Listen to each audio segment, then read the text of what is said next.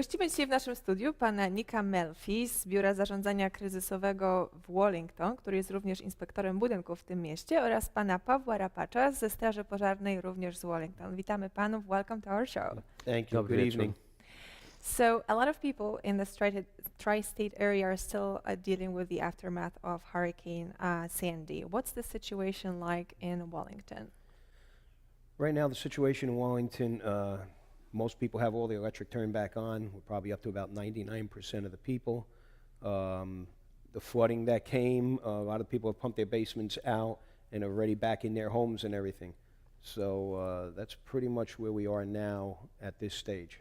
What's the role of your office, Office of Emergency Management? How do you prepare for situations like hurricanes or other natural disasters, and how do you implement the rules? Once the governor confirms us a disaster area, we implement Office of Emergency Management.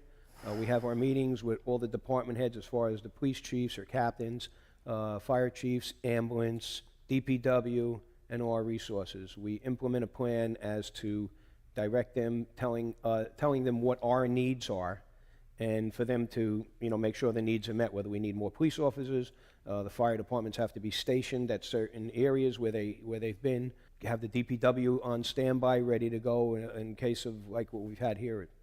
Do you have like a standard plan for situations like natural disasters, or do you prepare differently for every upcoming disaster? Well, like there is a standard plan that we go by, but each plan, if we know we're going to get a bunch of snow or a lot of rain, there's different implements that we would put into effect. Mm-hmm. And how did your plans differ before Irene, which flooded the area heavily in Wallington and Garfield, and before Sandy? Well, the plan was pretty much the same plan. However, this year we were very well prepared as far as implementing anything, because last year it came in on a fluke. It was an overnight rain that flooded the rivers.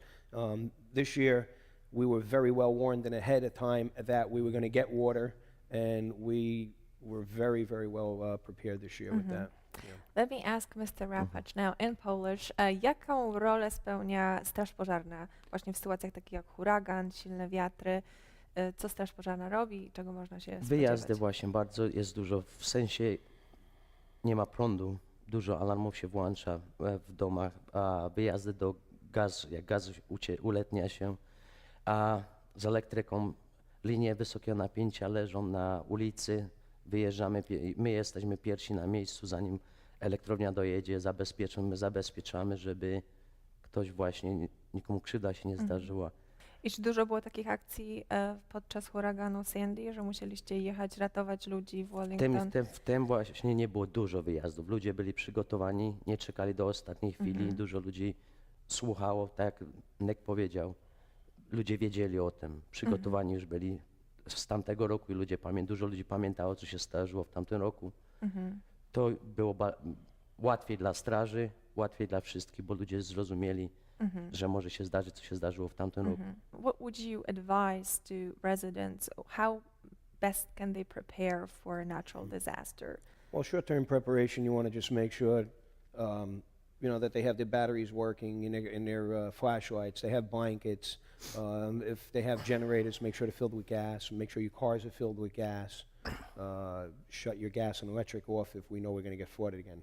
Long term, you have to make plans on where you're going to stay, if you have family and relatives, if it's going to be for a long period of time.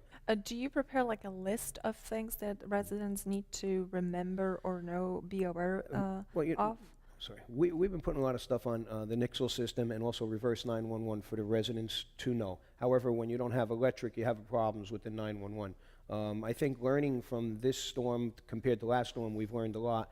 And now this storm moving forward, I think what we're going to do, or what we should do, is we're going to generate a list and try to get it out to every resident of the important things you need to do so people don't go into panic. What do I need? What do I got to get? They can, put it right on their refrigerator and they just have a checklist off as to what they need to do. Co mieszkańcy o czym powinni pamiętać w takich czasach jak huragan, jeśli chodzi o bezpieczeństwo pożarowe? Tak, myślę, że możemy tutaj porozmawiać o świeczkach, które wszyscy używają, generatory, niezalecane. które właśnie. Niezalecane świeczki, tak jak Nick powiedział, baterie latarki mieć gotowe, świeczki nie za bardzo, od świeczek z daleka najlepiej powiedzieć. No, czyli tylko używamy latarki. Latarki najbezpieczniej, tym bardziej, że świeczki, tak jak mówię, wiatr, może być okno otwarte, może przewrócić Dziecko świeczkę. może przewrócić To jest świeczkę. I tak jest dla straży, jest bardzo ciężko. Do niektórych domów, jeżeli Do niej jest bardzo ciężko wydarzy dojechać. się Mieliśmy dwa takie fire alarmy, nie dało się dojechać. Po prostu nie dało, woda za wysoka i nie da się pomóc. Czasem trzeba zostawić i czekać, co najgorsze się stanie. A jakie zagrożenie niosą generatory i na co trzeba zwrócić uwagę, używając tego urządzenia? Uważać, tak samo z benzyną uważać. Czasem ludzie mają świeczkę zamiast latarki, żeby wystartować generator, benzynę dolać. To jest bardzo właśnie ważne też. Proszę nie używać świeczek. Latarkę, benzynę do generatora wlewać, bardzo trzeba ostrożnie. During Hurricane Sandy, a lot of people died going down to their basements, which were flooded in water, because there were electric wires there that electrified the water and the people. What do we need to remember to shut down before a hurricane coming?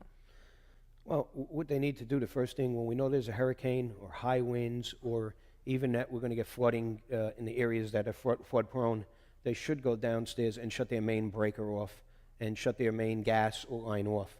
Due to the fact that, we had a house that the foundation collapsed in, and it knocked the gas line off with electric.